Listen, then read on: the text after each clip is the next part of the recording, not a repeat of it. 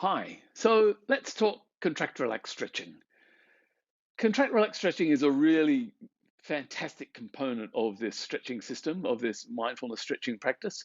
And it involves using a muscle when it's in its extended shape. So we get ourselves into a shape so that we've got a lot of muscle under extension. Like imagine if I was pulling my elbow back here, there'd be extension through this tricep through here. And then when it's in the long form, we fire the muscle. So we'll contract it, but we contract it without it moving. So in this case, it would be drawing the elbow forward, but the hand resists and stops the elbow from moving. So we get this motion, we get no motion. It's a static contraction. So we fire the muscle, but it doesn't get the opportunity to actually move. So we do that for 5 seconds.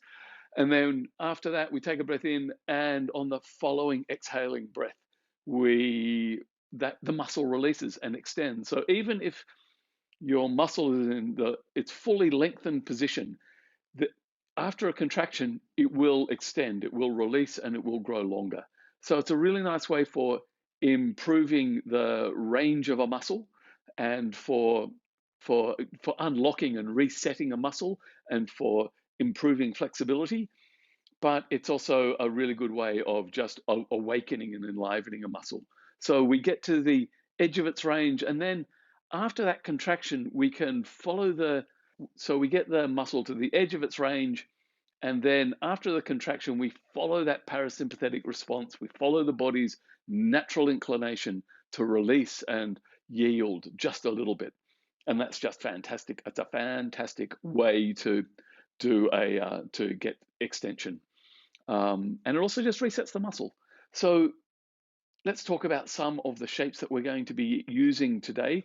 Now, in one of the shapes, we're going to be lying on our back, and in this case, we just push the knee. The hands are holding the knee. So right now, you can see if I push the knee into the muscle right now, I'm doing it now. 5, 4, 3, 2, 1.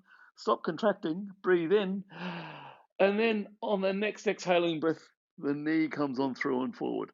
That's the plan. That's what happens. And in the next element of this stretch, the daily number 4, we do a rotation. So this is where we lift the hip and swing and wriggle the hip under.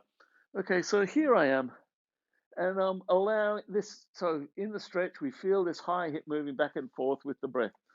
And then when it comes to doing a contraction, we're going to make like we're dragging this high hip down towards the floor. But the hand on the knee keeps us static and unmoving in this shape. So in this case, I'd start with the breath in, then I'd let the breath go, and then hook the high hip down towards the floor. So I'm using these muscles, contracting 5, 4, 3, 2, 1. I'll call. Then we take a breath in, and then on the next exhaling breath, that high hip rolls on over. Beautiful work. There you go. And then we come out of the stretch. Right. Okay, so that's the basic plan. I'll just go on and show you a couple more in case you're interested, but I will do this also through the class. So in the next stretch where we're doing the piriformis shape, here we are. We've got the knee locked up by the arm, and again, it's pushing using the muscle that's under tension and at the edge of its range. I can't move. I can just, if I really work hard, I can pull the knee towards me. But if I push the knee away into the arm, so I'm going to do that now. I'm going to push the knee into the arm. I'm contracting now. 5, 4, 3, 2, 1. Stop contracting. Breathe in. And then as I exhale, the knee comes in towards the body. It lengthens. It might not move far. It doesn't have to move far. It's all just a game of millimeters, but it does give that extension of the muscle. So that's how that one works. Now, so the last contract relax that I want to demonstrate is the one probably folks have the most difficulty with. So this is when and I'll use these bits of paper just as a bit of a demo to help demonstrate what I'm talking about.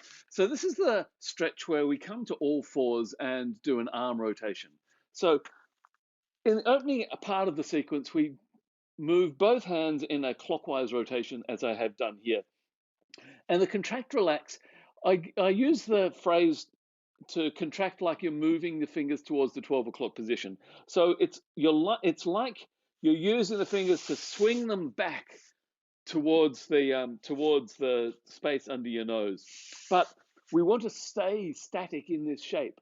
So we're here at the edge of our range and we want to do the contraction, which is to fire the muscles, but we don't want to actually move the move the extended digit. So in this case, it'd be swinging the fingertips towards the 12 o'clock position, 5, 4. Well, you can see it would be as though I was moving the fingers in this shape. In fact, the paper is so slippery, I'm better off doing it without. So now I can swing the fingers towards 12 o'clock position without moving. 5, 4, 3, 2, 1. Take a breath in, and then we continue the extension. And in this case, we take the hips back towards the heels because we can't further rotate. So there you go. That's a quick opening description as to how, what, and why we do contract, relax stretches. The formal the formal medical description for this practice is proprioceptive neuromuscular facilitation. So if you wanted to look up PNF stretching on Google, there's plenty in there, of course. PNF, proprioceptive neuromuscular facilitation, and you can find loads more information in there. But really, it's just a contract relax where we fire the muscle, and then extend it after on the next following exhaling breath. Right, okay, that's it.